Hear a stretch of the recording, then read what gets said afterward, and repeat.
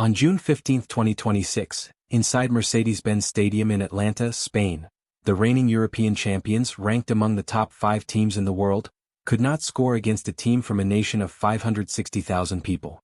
Cape Verde, an archipelago of islands off Africa's western coast, playing in only their first-ever World Cup match, held Spain to a 0-0 draw. That result stopped the tournament in its tracks. But here is the thing, it did not happen in isolation.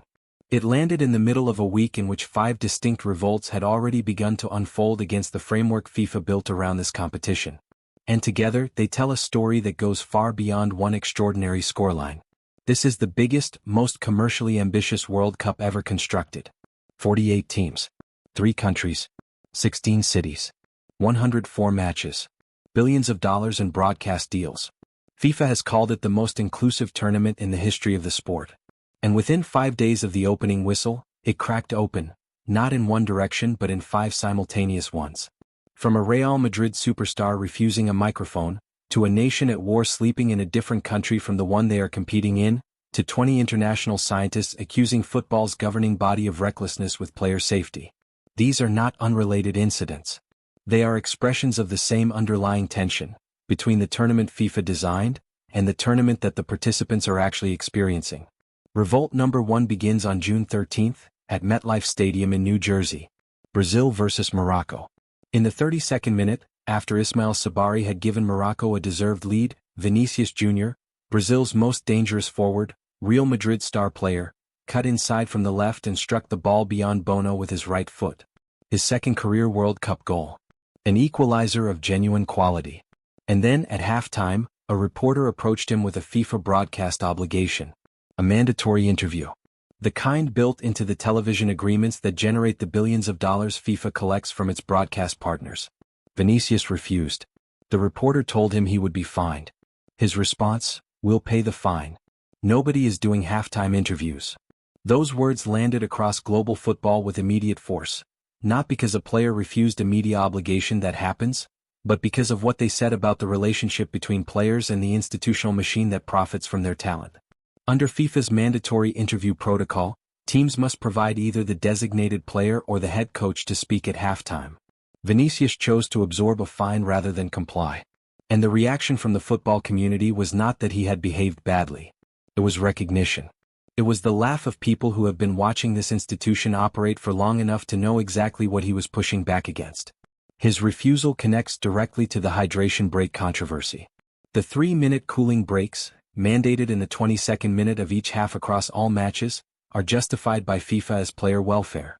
They are also scheduled precisely so that broadcasters can fill them with advertising. Dozens of players signed an open letter before the tournament demanding stronger heat protocols, 6-minute breaks, proper scientific standards, independently verified temperature measurements. FIFA gave them 3 minutes and a commercial window.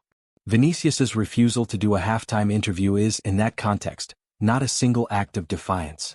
It is a footballer looking at the machine and deciding that one specific obligation, one that exists entirely for commercial rather than football reasons, is not one he is willing to fulfill. Revolt number 2 is the result itself.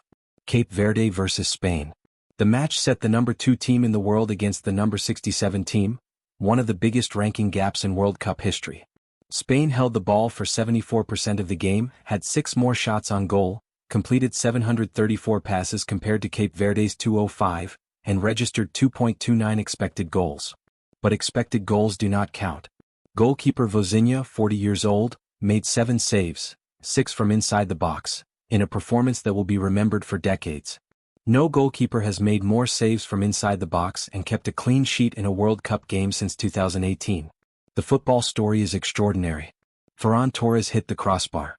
Vinícius made a miraculous second save, throwing himself backward and getting a hand to a header that was heading into the net. Lamine Yamal and Nico Williams were brought on late, and they still could not find a way through. But here is where the story becomes structural. Cape Verde arrived at this match having navigated everything the 48-team format demands of a small nation with limited logistical resources. Teams at this tournament are traveling greater distances between matches than at any previous edition. Multiple cities across 3 countries. Flight schedules, time zone adjustments, accommodation changes. Spain was based at a boarding school in Tennessee. Iraq in a rural town in West Virginia. The smaller nations, the ones without the infrastructure of the largest federations, are managing those demands with fewer tools.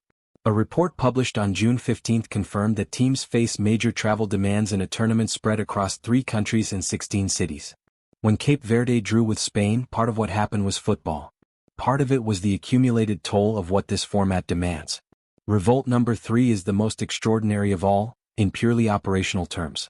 Iran is sleeping in Mexico and crossing a border on match days. Their training base is in Tijuana. All 3 of their group stage games are in the United States, a country they can enter only on match days. 14 to 15 federation officials were denied U.S. visas, including the federation president and vice president. Iran's ticket allocation for supporters was reportedly revoked, because U.S. economic sanctions prevent American-based entities from processing transactions involving residents of Iran. The context behind all of this is significant. Iran and the United States have been in active military conflict since February 28, 2026, when Israeli and U.S. airstrikes struck Iran, which has since responded with attacks on U.S. military bases and infrastructure across the region. Iran's domestic football league was shut down. The squad spent months training in Turkey. Their participation in this World Cup was in doubt for several months. FIFA insisted throughout that Iran would participate. And they are there. Mehdi Taremi, Iran's forward, described the atmosphere with precision. "I've been to 3 World Cups and they always say once you get off the plane and you enter the host country, there's just a unique atmosphere of friendliness and globalness. Unfortunately, I'm not feeling it right now. There's a lot of tension right now in this World Cup."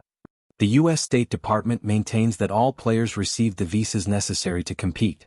Secretary of State Marco Rubio stated publicly that the delegation would be monitored closely for anyone with ties to the Islamic Revolutionary Guard Corps.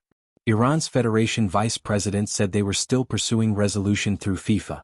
Their players are professional athletes competing at their 7th World Cup, without federation officials at venues, without supporters in the stands, sleeping in another country. Simply by taking the field, Iran is making an argument about football's stated universality and its operational reality. Revolt number 4 is different in character but fits the same pattern. During Germany's 7-1 opening win over Curaçao, Sean Evans, an Australian video assistant referee support official working from the broadcast center in Dallas, made an OK hand gesture that was visible on the global broadcast.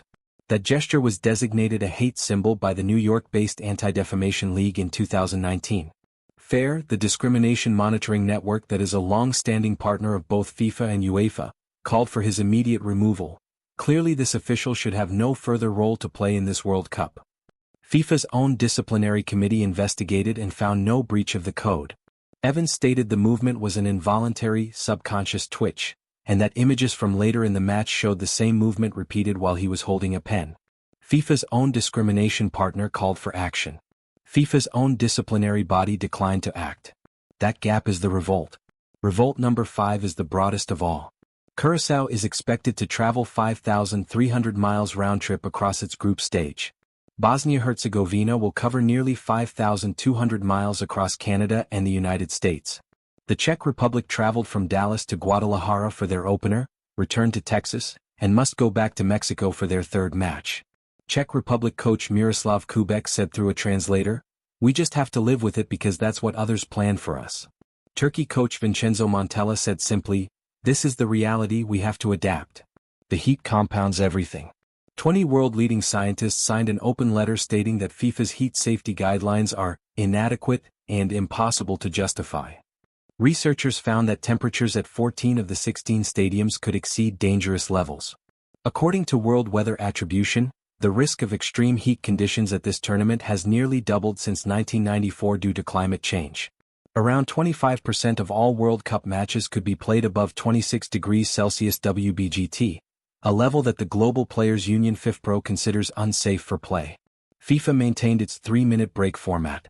Professor Douglas Casa from the University of Connecticut, one of the letter's signatories, stated, "The hydration break in each half absolutely needs to be longer than 3 minutes, at least 5 minutes for each break and preferably 6. The players signed the letter. They competed anyway, because the alternative is not to compete. But they signed it. These 5 revolts are different in kind. A superstar refusing a microphone. A goalkeeper from a nation of 500,000 making 7 saves against European champions. A team at war sleeping in Mexico and playing in America. A discrimination monitor calling for action that was not taken. Dozens of players signing a welfare letter that was acknowledged and ignored. None of them are the same type of resistance. But they share one thread: the gap between the tournament FIFA designed and the tournament that participants are actually experiencing. The promotional language says most inclusive World Cup in history. The operational reality says 15 officials denied visas, 3-minute commercial breaks dressed as welfare, and a superstar paying a fine rather than feeding the broadcast machine. The football counter-narrative runs alongside all of this, not instead of it. Cape Verde drawing Spain. Vinicius scoring that goal against Morocco. Iran's players crossing a border and taking the field. Qatar earning their first ever World Cup point. Scotland winning for the first time in 36 years. The moments arrive. They always do. The question is whether these 5 revolts are the beginning of something, or whether they get absorbed into the machine and forgotten.